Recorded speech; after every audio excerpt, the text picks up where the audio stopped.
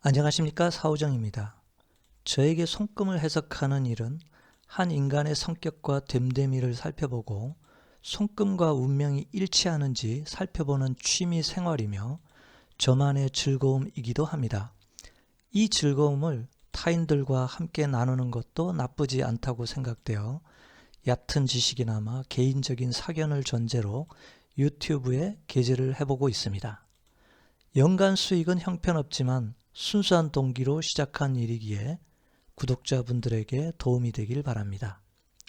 이번 시간에는 운명선에 대해 이야기해보는 시간을 갖겠습니다. 운명선이란 가운데 손가락을 향해 올라가는 선을 말합니다. 가운데 손가락 아랫부분의 구를 토성구라고 합니다. 토성은 6번째 행성으로서 수소와 헬륨으로 갖추어진 영하 171도씨의 차디찬 행성입니다. 영어로는 세턴이라고 하는데 토성을 대표하는 신은 사투르누스입니다.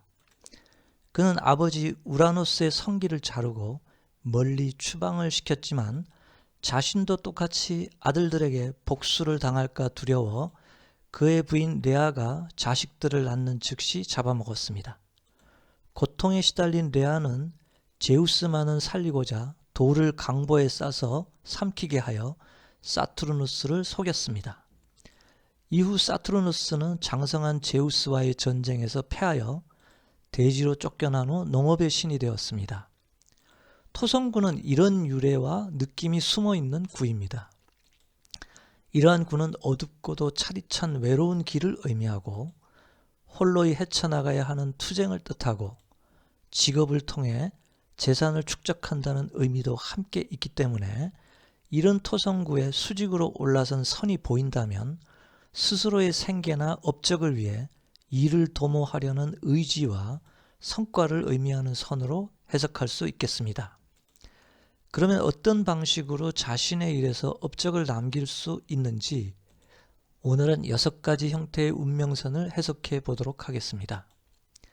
운명선 사례 1번으로서 손바닥 하부에서 토성구까지 수직으로 선이 길게 뻗어 오르면 어린 유년 시절부터 시작한 일이 청년 시절을 거쳐 중장년의 기나긴 세월 동안 한결같은 직업이나 일을 하여 큰 업적을 남긴다는 의미로 해석할 수 있겠습니다.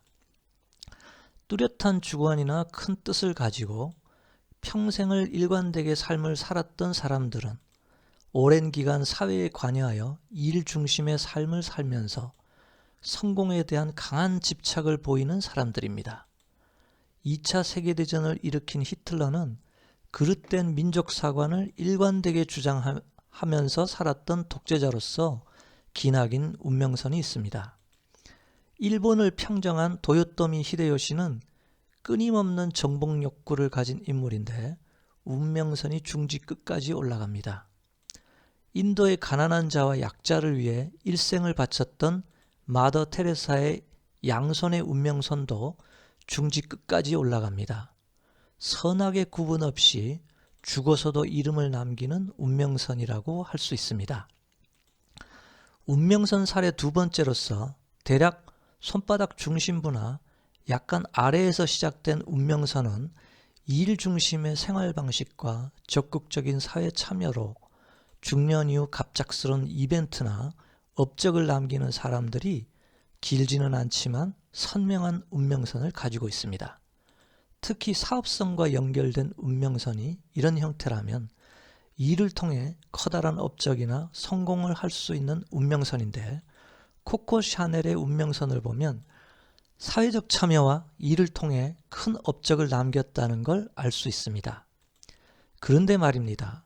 이런 운명선은 마냥 순탄한 길을 의미하지 않고 고통과 노력을 수반하고 때로는 치욕스러운 모욕을 당하기도 하고 수많은 고뇌의 시간이 담긴 선임을 알아야 합니다. 소는 누가 키우냐는 어느 개그맨의 말은 누군가는 이를 통해 생계를 유지해야 한다는 말입니다. 평범한 직업 여성의 이런 운명선도 유명인 못지않지만 평생 먹이고 키우고 가정을 돌보는데 일생을 보낼 겁니다.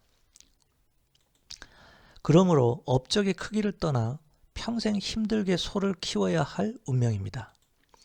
세 번째 운명선 사례로는 월구에서 올라가는 긴 운명선이 있는데 여기에서 월구의 의미는 타인을 의미합니다.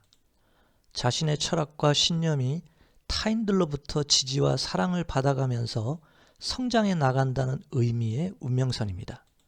긴 두뇌선과 함께 이런 운명선을 가지고 있다면 인기를 얻어 크게 성공할 운명선이라고 할 수 있겠습니다.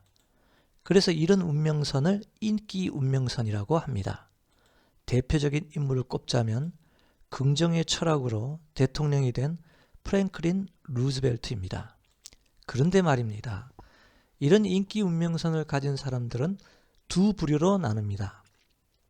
오랜 동안 갈고 닦은 실력과 재능으로 타인들에게 실력을 인정받고 존경과 사랑을 받는 부류와 자신의 일천한 지식이나 천박한 철학이 타인들에게 들키면 잔혹한 성품으로 돌변하여 자기 마음대로 행동하는 사람들도 이런 운명선을 가지고 있는데 삐뚤어진 자기 주장이 지나치게 강한 깡패 같은 부류로서 수양과 인내력이 필요한 부류라고 할 수 있겠습니다. 손끝만으로는 선과 악을 구별하지 못하는 것이 안타깝습니다. 네 번째 운명선 사례로는 금성구에서 올라가는 운명선이 있는데 생명선 안쪽의 금성구는 타인이 아닌 가족을 뜻하고 가족들의 응원과 지지를 받아 성장하면서 업적을 쌓는 운명선입니다. 오바마 전 대통령은 가족과 타인 모두에게 지지를 받는 운명선을 가지고 있습니다. 진중권 교수도 가족의 응원을 받아 성공하는 운명선을 가지고 있습니다.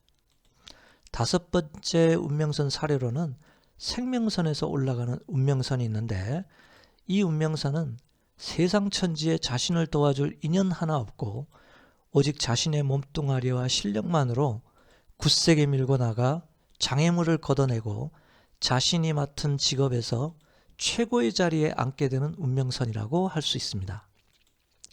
노력선이니 개운선이니 자수성가선이니 하는 선들도 생명선에서 중지로 올라가는 운명선을 따라올 수는 없습니다. 타이거 우즈의 운명선이 대표적인 사례입니다.